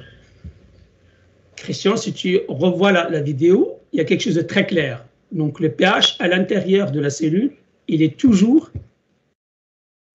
Christian, il est toujours neutre. Il est toujours neutre. D'accord? Donc, on se base sur le pH de l'extérieur, Christian. De la membrane. Ouais, c'est à l'extérieur. D'accord? Donc, dans le milieu extérieur. Dans la cellule, la majorité des réactions ont lieu à un pH qui est neutre. Donc, est-ce que les bactéries sont capables d'utiliser donc ces formes dans la cellule ou pas? D'accord? D'accord, Christian? D'accord, monsieur, merci. Et je vois ta question. Vas-y, Mohamed. Concernant la pression osmotique, on a 4 types. Mais pour les valeurs de NaCl, je n'ai pas compris. Alors, donc, les valeurs de NaCl, on parle donc d'un milieu isotonique. C'est un milieu qui a une pression osmotique qui est équivalente à 9 grammes de NaCl par litre. Et donc, lorsque on a un milieu qui est hypertonique, c'est un milieu qui va avoir une pression osmotique plus importante que 9 grammes par litre. Ou alors un milieu hypotonique, c'est un milieu qui va avoir une valeur plus basse que 9 grammes par litre. Alors maintenant, dans le cas donc, des osmophiles ou bien des halophiles, là, on parle de valeurs qui donc dépassent, par exemple, 10% par exemple, 8%, donc 80 grammes de NaCl par exemple dans un milieu. On parle donc d'espèces qui sont halophiles. Messieurs, c'est 80%, là, c'est 8%. 8%, 80 grammes par litre. 8%. Par exemple, les bactéries, par la conservation, par exemple, des olives, elle se fait à peu près entre 8 et 10 grammes de NaCl. Et donc, les hyperthermophiles, c'est vraiment des bactéries qu'on trouve dans des milieux qui sont très salés. Par exemple, la mer morte. On peut le trouver aussi dans certaines rivières, par exemple, qui passent par des couches salines. Donc, c'est des eaux qui contiennent de fortes concentrations donc, de sel. On parle donc, les bactéries, il y a très peu, mais il y a des bactéries qui sont capables donc, de résister à ces pressions osmotiques très importantes. OK, Klassen, bon? Oui, mais si vous voulez vérifier avec moi les valeurs que j'ai pour les non-halophiles, c'est 0,1% de NaCl. Les non-halophiles, c'est non-halophiles. C'est 0,9%. 0,9%. Et pour les halotolérants, les halotolérants, c'est supérieur à 0,9. Donc, ça veut dire que ça tolère. Et lorsqu'on commence à avoir des choses supérieures à 8 ou bien 10%, c'est les halophiles. Voilà, les halophiles. Et les hyperhalophiles, on parle vraiment de concentration beaucoup plus importante. Je n'ai pas un chiffre en tête, mais c'est des valeurs qui sont supérieures à ces valeurs-là. Dans la vidéo, on a 20%. D'accord. C'est l'optimum. C'est le maximum, pas l'optimum. Le maximum. Donc, ça fait 200 grammes par litre à peu près. Non, monsieur. C'est l'optimum, c'est de 20% de NaCl. Les halophiles extrêmes. Et le max, c'est 25%. Donc, 25, c'est à peu près 250 grammes par litre. Et l'optimum, 20%. Dans les halophiles externes. Dans les extrêmes, les halophiles. Alors, donc, si on revient pour les non-halophiles, on a une valeur entre 0 et 0,1%. D'accord? Oui. Pour les halotolérants, on peut avoir donc jusqu'à 10%. C'est-à-dire qu'en fait, ils tolèrent le sel. D'accord? Pour les halophiles, on a donc de 0 à 12%. OK? Et pour les halophiles extrêmes, on a des valeurs qui peuvent aller jusqu'à 25%. 25%. Ça veut dire qu'on a 250 grammes, l'équivalent de 250 grammes de NaCl par litre. Est-ce que c'est clair? Donc, je répète, les non-halophiles, donc c'est entre 0 et à peu près 0,1%. Les halophiles, donc là, on a des valeurs supérieures à 0,1, ça peut aller jusqu'à 8%. Et puis les halophiles extrêmes, c'est 25%, donc ça peut aller jusqu'à 25% donc 25%, l'équivalent de 20 à 25%, donc avec un optimum de 20%. Parce que les halophiles extrêmes ne peuvent pas se développer quand il n'y a pas beaucoup de sel. C'est ça qu'il faut aussi se rappeler, c'est que donc pour les halophiles extrêmes, ils ont besoin quand même au moins de 200 grammes par litre, ou bien de 20%.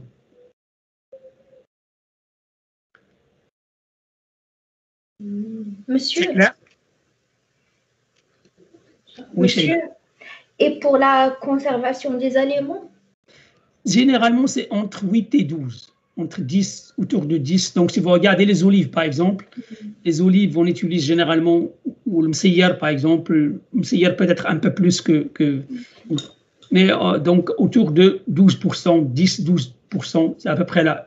Donc, généralement, industriellement, maintenant, votre mère et ma mère, ils peuvent utiliser des concentrations qui sont différentes. Et industriellement, donc, généralement, c'est autour de 10 grammes à peu près, donc 10 grammes, 12 grammes par litre. D'accord, monsieur, merci. Voilà. Monsieur? Oui. Je m'excuse. C'est quoi l'effet de la salinité sur la conservation de la viande pendant l'Eid? Quel est l'effet de la... Donc, qu'est-ce que fait le sel? Si on utilise le sel, qu'est-ce que ça fait sur la viande? C'est le conserve. Oui, mais qu'est-ce que ça fait physiologiquement? Qu'est-ce que ça fait? Le sel entre à l'intérieur de la cellule. Alors, Sheima, on va revenir à Sheima tout à l'heure, qui semblait poser une question de... Oui, monsieur. Si on met le sel sur une viande, qu'est-ce qui se passe? Une déshydratation, monsieur. Oui, c'est ça. Mais qu'est-ce qui se passe? Dites-moi, si vous l'avez déjà fait, qu'est-ce que vous constatez? Il y a de l'eau, d'accord? Il y a de l'eau qui sort de la viande. Lorsque vous mettez le sel, par exemple, sur la viande devient un milieu hypertonique, la sortie de l'eau. D'abord, vous voyez qu'il y a de l'eau. Parce que si vous prenez, par exemple, les morceaux de viande, votre mère ne rajoute pas de l'eau. Elle rajoute simplement du sel. D'accord? Oui. Si vous revenez le lendemain, qu'est-ce que vous constatez? Séché. La viande devient non, pas encore, non. Le séchage, c'est autre chose. Donc, on prend tout ça et on le sèche. Mais sinon, il y a d'abord une extraction de l'eau, à peu près. Donc, au début, vous mettez donc la viande avec du sel. Vous le laissez le lendemain, vous allez venir, vous allez trouver qu'il y a beaucoup d'eau qui est donc perdue par la viande. Et donc, il y a déjà de l'eau qui est sortie de la viande. Et après, on le sèche. Donc, c'est une deuxième étape. D'accord? Le séchage, ce n'est pas l'effet du sel. Bon, c'est vrai que ça va augmenter la concentration du sel puisque ça va encore diminuer la quantité d'eau. Mais, donc, c'est une autre partie du procédé donc de Gdid, par exemple, donc pour la conservation de la viande. Et ça se fait aussi de la même manière en Afrique aussi, donc en Afrique subsaharienne, ça se fait de la même manière. Donc, ils sèchent le poisson, ils sèchent la viande. Les Asiatiques aussi, ils sèchent la viande. Donc, on utilise le sel et on sèche après. D'accord avec Hassan. Donc, ce que je voulais que tu dises, c'est effectivement une déshydratation. Mais en fait, c'est parce que quand on met du sel, c'est comme si on sèche. Parce que donc, on perd de l'eau. Mais là, on peut le voir carrément. Donc, lorsque vous avez de la viande et vous mettez du sel dedans, vous allez voir qu'il y a de l'eau qui va sortir de la viande. C'est clair? Oui? Non? Ah oui, monsieur, c'est clair. C'est clair? Très bien.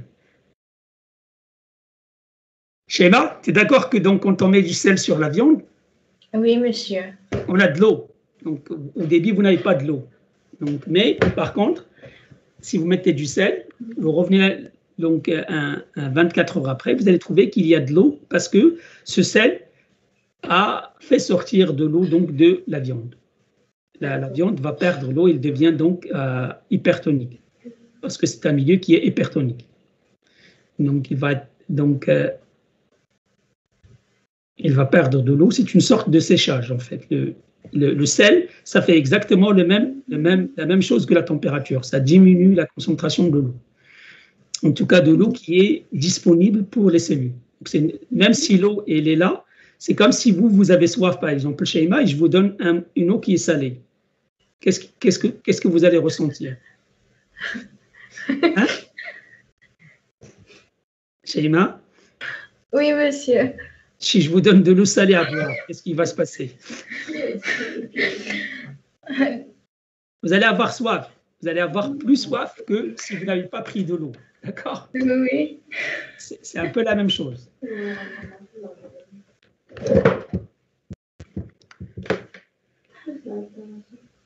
Est-ce que vous avez pas de questions? Oui. Est-ce qu'on va mettre une grande quantité de NaCl, les cellules mortes? il risque de mourir après. Peut-être pas tout de suite, mais après, donc, vous allez avoir, et par exemple, nous, on a fait un peu de recherche sur le MCIR, par exemple. Ça prend à peu près quelques jours pour qu'il n'y ait plus pratiquement d'activité, en tout cas qui viennent des cellules végétales. Il y a des activités qui viennent des cellules bactériennes, mais pas des bactéries et des cellules végétales. Donc, ils sont quand même tués. D'accord, monsieur. Quand vous mangez le MCIR, c'est des cellules mortes. Voilà. D'accord. Merci, monsieur. Je vous en prie. Est-ce que vous avez d'autres questions? Allez-y. Houda. Monsieur, lorsqu'on conserve les aliments grâce à la méthode de rendre le milieu plus acide, donc on aura beaucoup de bactéries acidophiles. Comment on peut réguler ce problème? Mouna, c'est ça? Oui, monsieur. Alors, on peut utiliser les acides pour la conservation. Bon, ce qu'il faut savoir que dans la conservation des aliments, ce n'est pas un procédé qui marche à 100%. D'accord? Et avec les acides, en particulier, donc, on peut avoir, par exemple, une conservation de peut-être quelques heures, quelques jours. En fait, si vous regardez, par exemple, le ben, vous savez ce que c'est que le ben? Mouna? Oui, monsieur. Le ben? Oui, monsieur. Oui, monsieur. Le ben, en fait, on boit le ben, il n'est pas stérilisé, le ben. En fait, on fait le ben, par exemple, à la campagne, tout simplement parce que ces bactéries-là, elles produisent de l'acide lactique. D'accord? Donc, ils produisent de l'acide lactique, ce qui fait que donc, le ben peut être conservé. Maintenant, le ben ne peut pas être conservé très longtemps. Donc, il faut savoir que les acides, et même le sel aussi, ça dépend un peu des concentrations que vous avez utilisées, vous ne pouvez pas conserver, donc il y a un temps de conservation bien déterminé. Donc, à part si vous voulez faire devenir votre viande qui devient du sel et non plus de la viande. Donc, oui, effectivement, ça va le conserver. Mais sinon, normalement, donc, la conservation, elle se fait pour une certaine période. Je ne sais pas si ça répond un peu à la question de Djalka Mouna ou pas. Donc, qu'on utilise l'acide, qu'on utilise le sel, qu'on utilise, par exemple, certains produits de conservation, c'est relatif. Ce n'est pas quelque chose qui est absolu. Donc, on peut conserver un aliment pour une période donnée. Mais on ne peut pas conserver un aliment pour, à part si on le fait devenir autre chose. Ou alors on le stérilise. Donc dans ce cas-là, s'il est stérilisé et si on arrive à maintenir la stérilité, oui. Dans ce cas-là, il va rester, donc il ne va pas être détérioré par les micro-organismes. Ok, Mouna, ça répond à ta question? Oui, monsieur, merci. Est-ce que vous avez d'autres questions? Monsieur, s'il vous plaît. Je ne t'entends pas très bien, Houda. Monsieur, j'ai un problème pour les phototrophes anoxygéniques et oxygéniques par rapport à donneurs et accepteurs d'électrons et de protons. J'ai une petite confusion entre l'accepteur et le donneur. Alors, il faut faire très attention. Donc, si vous avez fait attention pour les photosynthétiques, par exemple, c'était vraiment pour faire la différence entre les différents groupes qu'on a mentionnés, l'accepteur. D'accord? Parce que donc, quand vous regardez la photosynthèse, ce qui est important pour la photosynthèse, c'est surtout donc, le donneur d'hydrogène et d'électrons. D'accord? D'accord. C'est le donneur d'hydrogène et d'électrons qui est important au niveau de la photosynthèse. Mais ces organismes, ils vivent soit en présence d'oxygène, soit en absence d'oxygène. Donc, ça, c'est une autre notion. Oui. Et donc, là, on a fait un peu la différence entre les deux. C'est-à-dire que si on regarde rien que la photosynthèse, on regarde est-ce que le donneur, c'est de l'eau ou est-ce que le donneur, c'est autre chose que l'eau. une fois qu'on a fait ça, donc c'est la photosynthèse oxygénique ou anoxygénique. Maintenant, on peut avoir de la photosynthèse anoxygénique et l'organisme est aérobie. C'est le cas donc d'érythrobactères, par exemple. C'est le premier groupe que j'ai mentionné. Et on peut avoir des photosynthétiques qui sont anoxygéniques et qui sont anaérobies, c'est-à-dire qu'ils n'utilisent pas l'oxygène comme accepteur d'électrons. Et c'est les 4 groupes dont on a parlé. D'accord? D'accord.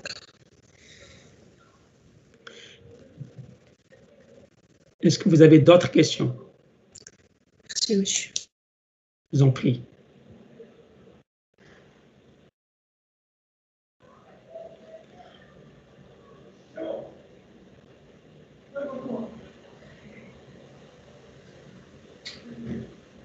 Oui, Sheima. Monsieur... je vais vous poser une question alors, peut-être que pour vous encourager un petit peu. Monsieur, pour le milieu sélectif, Oui. monsieur, est-ce que le milieu différentiel la deuxième étape après le milieu sélectif ou non? Ça, c'est la question que j'allais vous poser. C'est bien, Sheima, tu as pratiquement pris les mots de ma bouche. Alors, je vais poser la question. Je vais poser la question pour vous. Est-ce qu'un milieu sélectif est un milieu différentiel? Ou est-ce que le milieu sélectif, c'est quelque chose et le milieu différentiel, c'est autre chose? C'est pas la même chose. C'est pas la même chose. Ce n'est pas la même chose. Exact, Huda. Donc, un milieu sélectif, c'est un milieu qui va inhiber les groupes qu'on ne veut pas étudier. D'accord? Donc, c'est ça la fonction essentielle d'un milieu sélectif, c'est d'empêcher les autres groupes qu'on ne veut pas étudier de façon à ne pas les voir. Ils ne vont pas se développer dans le milieu. Maintenant, quand on a un milieu sélectif, très souvent, comme je viens de le dire, par exemple, pour la conservation des aliments, il n'y a pas un milieu sélectif à 100%, qui est parfait, qui va vous donner exactement ce que vous voulez. Les milieux sélectifs vont vous permettre d'éliminer un grand nombre, mais il y aura quelques-uns qui vont rester. Donc, pour reconnaître ceux qu'on veut et ceux qu'on ne veut pas, on va utiliser une réaction qui va permettre de différencier entre ceux qu'on veut et ceux qu'on ne veut pas. Et même ça, il y a aussi des problèmes. Si on veut se compliquer un peu plus la vie, même les milieux sélectifs et différentiels, il y a des fois où vous avez plusieurs espèces qui peuvent se développer et qui peuvent donner un peu les mêmes types de colonies. Donc, tout ça, c'est des méthodes qui permettent donc de s'approcher de l'objectif qu'on veut, mais il faut garder dans l'esprit que l'objectif, il peut être atteint, il peut ne pas être atteint. Donc, dans le cas d'un milieu sélectif et différentiel, on a des produits qui vont permettre l'inhibition des groupes qu'on ne veut pas qui se développent dans le milieu. Et on a quelques produits qui vont permettre en regardant, de dire « Ah, ça c'est l'espèce que je veux ». Parce qu'elle va fermenter un sucre ou il va dégrader quelque chose qui va être visible. Donc, c'est une caractéristique qui va être visible à l'œil nu. J'essaye de voir, de différencier. C'est pour ça qu'on parle de différenciation, parce que c'est essentiellement quelque chose qui va permettre de faire la différence. Quand vous regardez, vous allez dire « Ah, oui, par exemple, sur le milieu de Chapman, ces colonies-là qui sont jaunes, ce sont donc des colonies qui sont mannitol plus. Et ces colonies rouges, même s'ils se sont développées sur le milieu sélectif, ce n'est pas l'espèce que je veux étudier. Ce n'est pas Staphylococcus aureus, c'est une autre espèce. OK? Donc ça, c'est important de différencier entre les milieux sélectifs et les milieux différentiels. Ce sont deux notions différentes. Mais c'est vrai que la plupart des milieux qu'on utilise pour la sélection sont à la fois sélectifs et différentiels. C'est clair? Oui, monsieur. Oui, monsieur. Alors, une question que je voulais vous poser sur, sur les donneurs d'hydrogène et d'électrons. Qu'est-ce qu'ils font, les donneurs d'hydrogène et d'électrons? Quel est leur rôle? Ils donnent l'hydrogène et les électrons. Ce n'est pas ça la réponse. Donc, c'est pas ce que je veux. Le donneur d'hydrogène d'électrons, ils ont des rôles différents selon les groupes qu'on étudie, ou est-ce qu'ils vont avoir la même fonction, peu importe le groupe qu'on étudie. Je ne suis pas sûr que la question est claire. Monsieur, pour la dégradation. Vas-y, avec la scène. Monsieur, c'est pendant la dégradation. Non, c'est pas ça. Monsieur,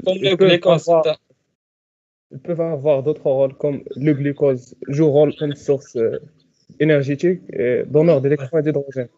Voilà. Bon, c'est vrai qu'un donneur d'hydrogène et d'électrons, quand on le regarde, rien que cette fonction-là, ils vont donner de l'hydrogène et des électrons.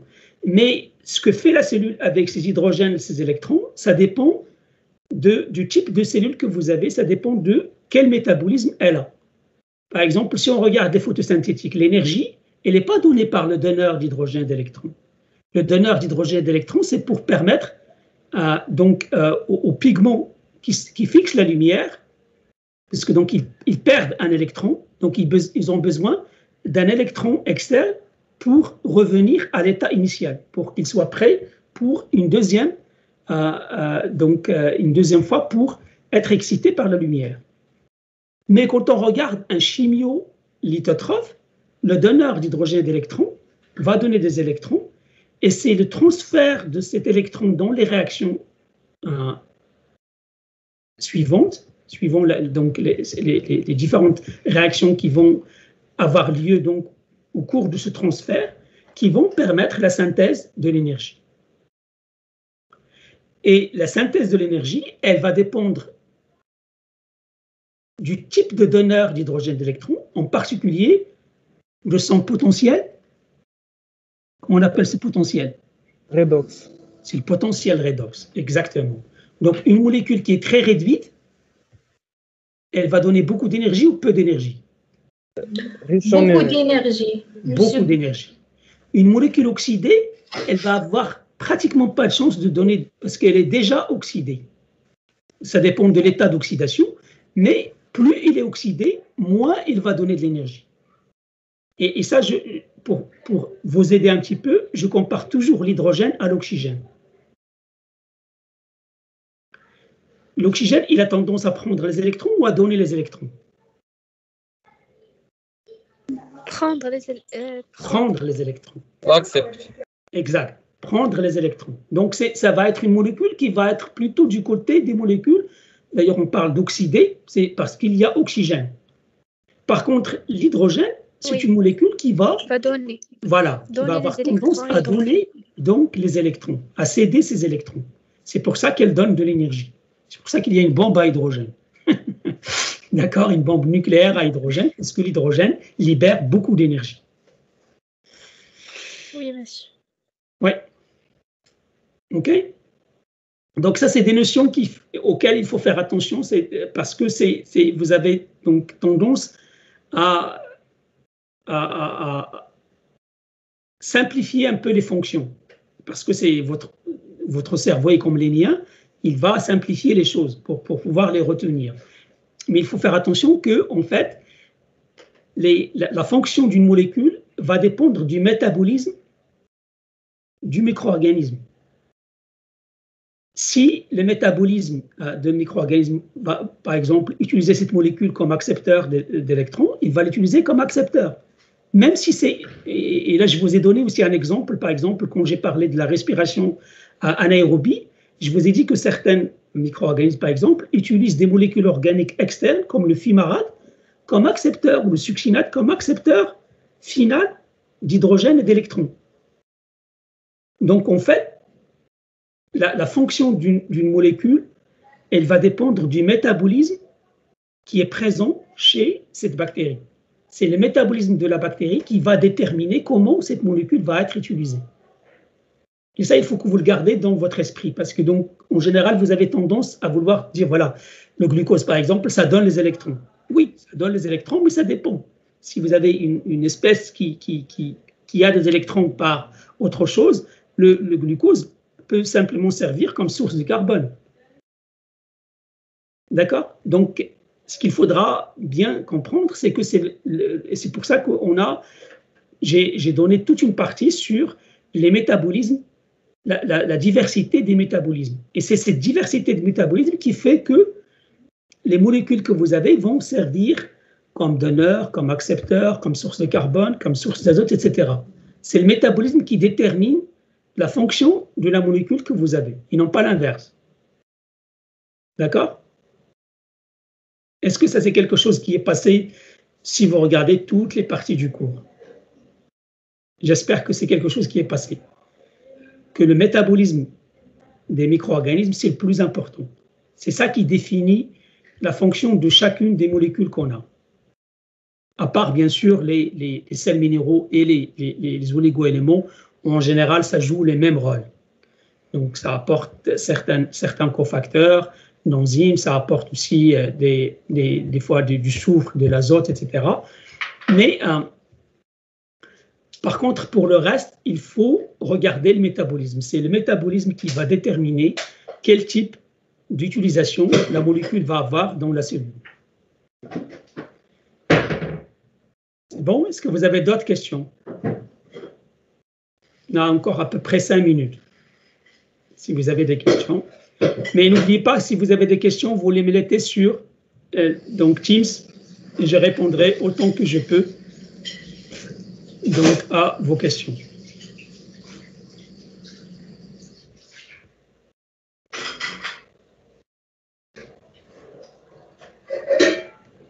Monsieur, une question. Vas-y. Monsieur, la différence entre le mécanisme de synthèse énergétique chez les micro-organismes prototrophes anaérobiques et ceux qui utilisent la fermentation. Bon, d'abord, on va se mettre d'accord. Les photosynthétiques, les fermentations, ce n'est pas des photosynthétiques. D'accord? Oui. Ce sont des chimio-organotrophes. Oui, les chimio-organotrophes, oui. Je ne parle pas de phototrophes, de chimio-organotrophes. Non, les chimio-organotrophes. Alors, dans le cas des chimio-organotrophes, le métabolisme qu'on connaît tous, qui est le nôtre, c'est le métabolisme aérobie. Donc, dans le métabolisme aérobie, vous avez la glycolyse, vous avez le cycle de Krebs et vous avez la chaîne d'oxydation cellulaire. C'est un peu ce qui se passe chez nous aussi, les humains. Oui. Lorsqu'on court très vite, qu'est-ce qui se passe? On aura besoin de plus d'énergie. Oui, mais qu'est-ce qui se passe au niveau de ce qu'on utilise?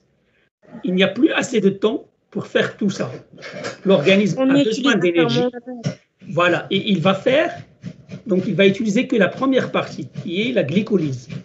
C'est pour ça que nous, lorsqu'on court, on fait de la fermentation. Quel type de fermentation lorsqu'on court très vite? C'est la fermentation lactique. Lactique, oui. On a de l'acide lactique qui se forme dans les muscles.